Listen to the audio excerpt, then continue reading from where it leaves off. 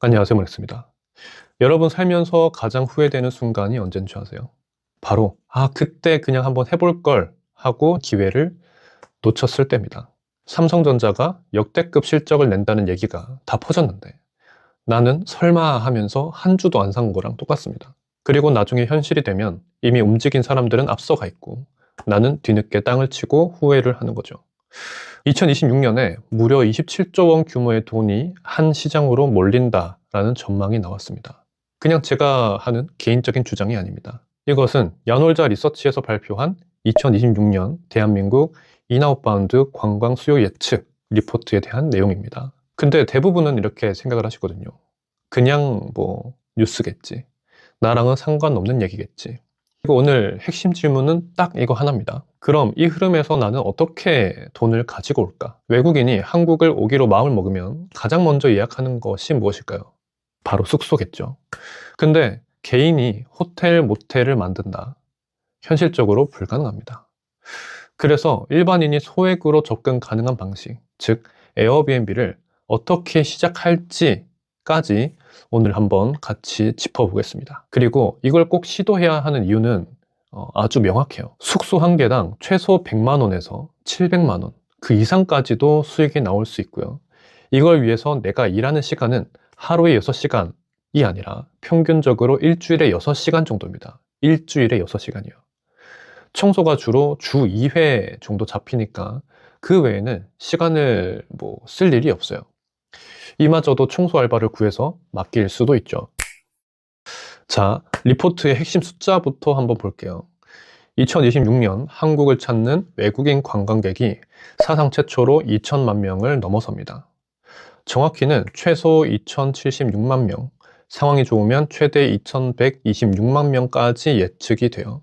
그럼 이게 얼마짜리 시장이냐? 2025년 1분기 기준으로 외국인 관광객 한 명이 한국에서 평균 976달러, 하나로 약 130만 원을 쓰고 갑니다. 그냥 이렇게 단순 계산을 해봐도 총 관광 수입이 약 27조 원 됩니다. 여기서 포인트는 2026년만 반짝한 것이 아니라 방한 외국인 숫자가 매년 갱신되고 있어요. 그래서 이게 시장이 계속 커지는 방향이라는 겁니다. 한국을 많이 방문하는 국가는 중국, 일본, 대만, 미국 순이고 그 다음은 홍콩, 필리핀, 싱가포르가 시기별로 바뀌는 편입니다. 각 나라별로 왜 한국을 오는 숫자가 늘었느냐를 아주 짧게만 체크를 해볼게요. 첫 번째, 중국 시장입니다. 리포트에 따르면 중국에서 오는 관광객이 115만에서 705만 명까지 예상이 됩니다. 이게 무비자 영향과 단체 관광 회복 흐름이 있고요. 최근에 중일 갈등으로 인한 반사이익으로 최대 90만 명이 추가될 가능성도 예측되고 있습니다. 두 번째는 일본 시장입니다. 일본에서는 384만 명, 역대 최대 규모의 전망이고요. 리포트에서는 엔화 가치 흐름 때문에 구매력이 더 좋아질 수 있다고 보고 있습니다. 세 번째는 대만 시장입니다. 대만은 193만 명을 전망하고 있는데 2019년 대비 1.5배 수준입니다. 대만 경제의 핵심인 반도체 산업 글로벌 호황이 대만 경제를 많이 끌어올렸고 K컬처 팬덤이 강하다는 분석이 있습니다. 네 번째는 미국 시장입니다. 미국은 166만 명이 2019년 대비 60%나 증가를 했는데 강달러로 구매력이 높고 K컬처에 대한 관심도 급증이 이유로 꼽힙니다. 간단하게 왜 방한 외국인 숫자가 높아졌는지를 포인트만 짚어봤습니다. 근데 사람이 온다라는 단순한 얘기만으로 끝나면 안 되겠죠. 리포트에서 구글 트렌드 데이터도 분석을 했습니다. 유럽 여행객들 사이에서 서울이라는 키워드 검색량이 전년 대비해서 무려 319%가 폭증을 했어요. 3배가 넘게 늘어난 거예요. 외국인들이 한국 로컬 음식을 찾아보는 광장시장 검색량도 전년 대비해서 40% 이상 증가를 했습니다. 이게 무슨 뜻이냐면 비가 오기 전에 구름이 먼저 몰려오듯이 수요 신호가 이미 먼저 커졌다라는 겁니다. 리포트에서 가장 충격적인 내용 중 하나가 이겁니다. 2019년과 2025년을 비교를 해보면 외국인 소비 패턴이 완전히 바뀌었습니다. 2019년에는 한 번 살 때 평균 15만 원짜리를 샀어요. 고가 상품을 집중적으로 구매를 했죠. 근데 2025년에는 다릅니다. 한 번 살 때 평균 2만 원, 약 20%가 줄었습니다. 그러면 안 좋은 거 아닌가 싶지만 그렇지 않습니다. 1인당 총 소비는 오히려 83% 급증을 했어요. 어떻게 가능하냐? 구매 횟수가 124% 폭증을 했기 때문입니다. 즉 명품 하나 대신에 올리브영이나 아트박스, 다이소, 약국 이런 데서 가성비 좋은 한국 제품을 여러 번, 여러 개 사는 소비로 바뀐 거예요. 근데 이게 에어비앤비랑 무슨 상관이냐고요? 아닙니다. 엄청 중요합니다.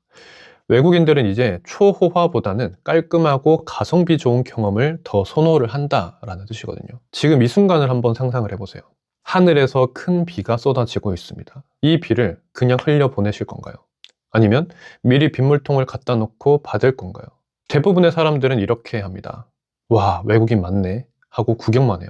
뉴스를 보고 SNS를 보고 명동에 사람 많은 것들을 보고 와, 신기하다. 그게 끝이죠. 근데 준비한 사람들은 다릅니다. 에어비앤비 숙소가 뭐냐면요, 그 빗물통이에요. 외국인이 한국에 와서 쓰는 돈이라는 비가 내릴 때 미리 준비된 숙소만 그걸 담아갑니다. 빗물통도 다 다르죠. 빗물이 많이 모이는 지역이 있고 빗물통을 얼마나 크게 만드냐, 몇 개를 만드냐에 따라서 내가 담을 수 있는 양은 달라집니다. 그리고 여기서 핵심은 하나예요. 비가 오기 전에 빗물통을 놓는다는 것. 그게 지금입니다. 자, 이렇게 리포트 흐름과 간단한 설명을 들어보셨죠? 이제 질문은 이겁니다. 좋다. 좋은 거 알겠는데 그러면 나는 뭘 어떻게 해야 되냐? 제가 이 사업을 진행하는 11단계를 알려드릴게요. 첫 번째, 지역을 선정을 합니다. 두 번째, 부동산 임장을 합니다. 세 번째, 집주인 동의 매물을 찾습니다. 네 번째, 구청에 가능한 매물인지 전화 또는 방문해서 확인을 합니다. 다섯 번째, 같은 건물 내에 입주민들의 동의를 받아야 됩니다. 여섯 번째, 이제서야 부동산 계약을 합니다. 임대인은 임차인의 외국인 도시민박업 운영에 동의함이라는 특약이 반드시 필요합니다. 일곱 번째, 2에서 3주의 기간을 잡고 인테리어를 진행을 합니다. 여덟 번째, 관할 구청에 제출 서류 양식을 이메일로 받아서 작성 후에 구청에 제출을 합니다.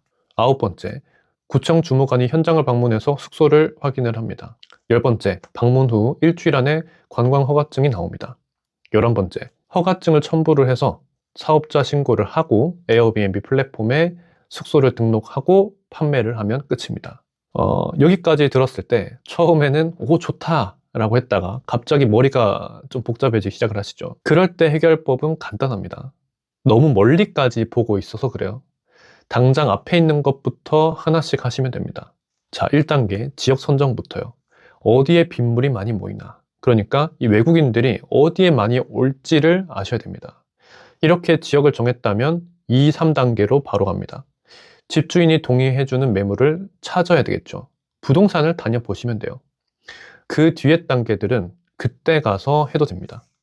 한 번에 다 하려고 하면 누구나 멈추게 됩니다. 제가 오늘 보여드린 게 허황된 꿈 같나요? 이것은 제 주장이 아닙니다. 리포트를 기반으로 했고 데이터를 기반으로 한 거예요. 그렇다면 마지막으로 선택지만 남습니다. A. 그냥 구경만 한다. 와, 외국인 많네 하고 지나갑니다. 1년 뒤에 나도 에어비앤비 하려고 했었는데, 들어봤었는데 이렇게 하게 되겠죠. 그 다음에 B. 지금부터 준비를 한다. 하나씩 실행을 해서 숙소를 오픈을 하고 매달 수익을 받기 시작을 합니다. 근데 분명한 것은 쉽게 되는 것은 아닙니다. 저도 4개의 숙소를 운영하는 데까지 수많은 시행착오가 있었거든요. 수요가 늘면 공급도 늘어나요. 그러면 준비된 숙소와 그렇지 않은 숙소의 격차가 벌어지게 됩니다. 이제는 그냥 예쁘게 꾸몄다가 아니라 게스트가 좋아하는 인테리어 포인트, 구성 방법, 운영을 안정화시키는 방법까지 갖춰줘야 경쟁력이 생깁니다.